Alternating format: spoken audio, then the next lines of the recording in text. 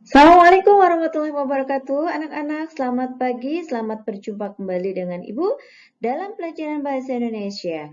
Mari kita lanjutkan materi masih mengenai teks ulasan yang hari ini Ibu akan membahas tentang struktur dan kaidah kebahasaan tentang teks ulasan.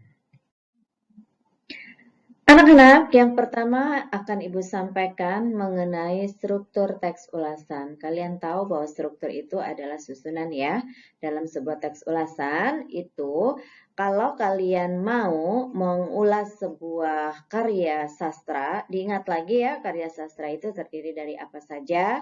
Apa saja itu karya sastra? Seperti pertemuan yang lalu, Ibu sampaikan bahwa karya sastra itu ada puisi, novel, cerpen, lagu, film, itu termasuk dalam sebuah karya sastra. Nah, yang pertama yang harus kalian lakukan adalah menentukan dulu identitasnya. Kalau kalian misalnya mau mengulas sebuah novel, berarti dilihat dulu judulnya.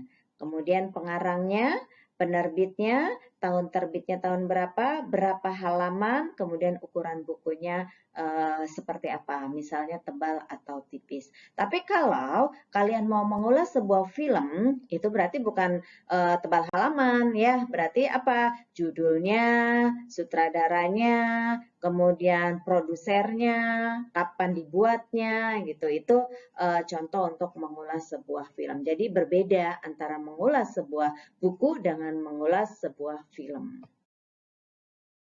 Struktur teks ulasan yang kedua yaitu orientasi. Apa itu orientasi? Orientasi itu adalah pengenalan. Biasanya terdapat pada paragraf-paragraf awal dalam sebuah teks yang berisi tentang latar belakang atau sudut pandang dari pengulas untuk pembaca. Jadi apa sih yang akan diulas dari buku itu atau dari karya sastra tersebut? Nah, yang ketiga adalah sinopsis. Sinopsis maksudnya adalah ringkasan yang menggambarkan pemahaman penulis terhadap karya yang diulas. Jadi, isi dari cerita itu tentang apa diringkas oleh penulis atau pengulas untuk dapat dibagikan kepada para pembaca.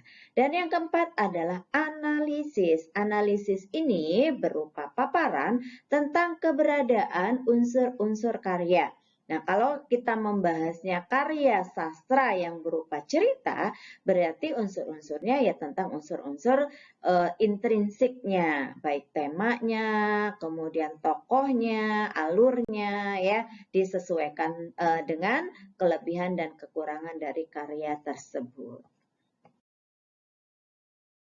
Struktur teks ulasan yang kelima yaitu evaluasi. Evaluasi biasanya ada pada paragraf-paragraf akhir yang biasanya disebut juga sebagai simpulan.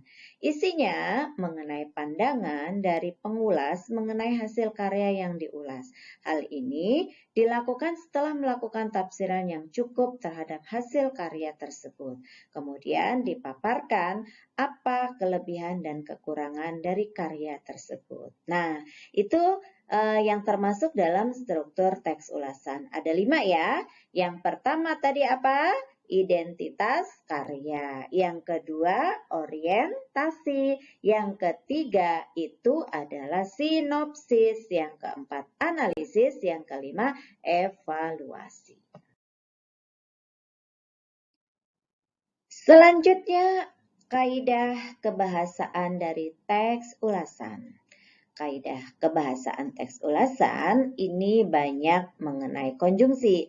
Kalian masih ingat kan konjungsi? Konjungsi itu adalah kata hubung atau kata sambung. Nah, apa saja kaidah kebahasaan dalam teks ulasan? Yang pertama, menggunakan konjungsi penerang, artinya menerangkan. Ya, menerangkan, bukan penerang itu lampu jadi terang, bukan, tapi menerangkan. Seperti apa saja? Contohnya biasanya ada kata yakni, bahwa, yaitu. Misalnya kalimatnya begini.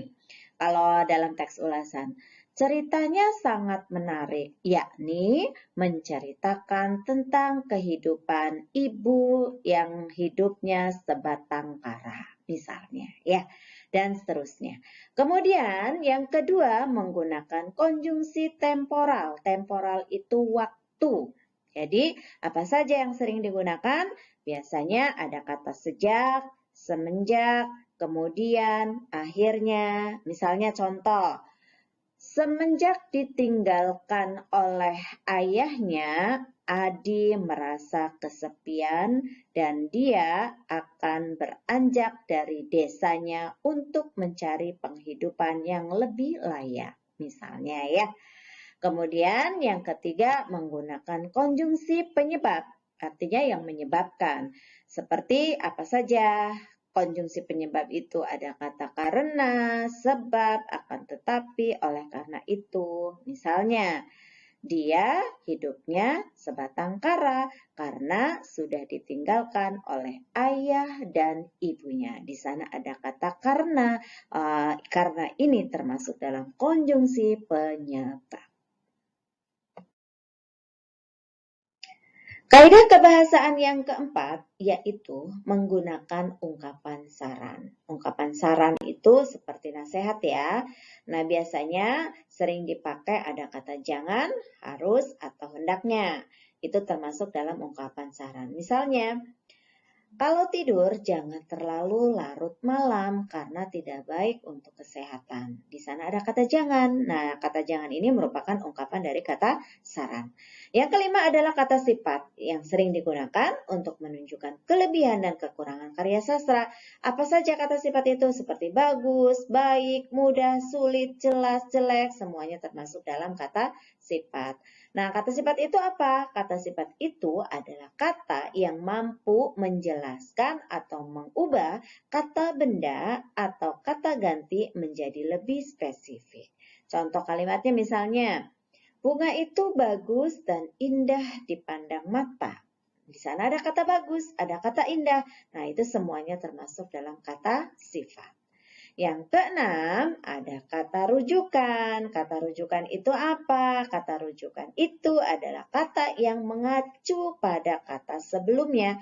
Biasanya penggunaannya ditandai oleh kata ini, itu, di sana, di sini, dan itu semuanya merupakan kata penunjuk.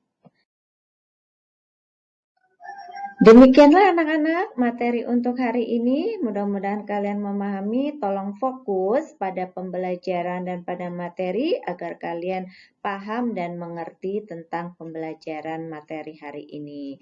Berdoa saja tidak cukup. Belajar dengan baik adalah bukti bahwa Anda serius. Belajar adalah ibadah. Selamat belajar, tetap semangat dan selalu jaga kesehatan. Terima kasih. Assalamualaikum warahmatullahi wabarakatuh.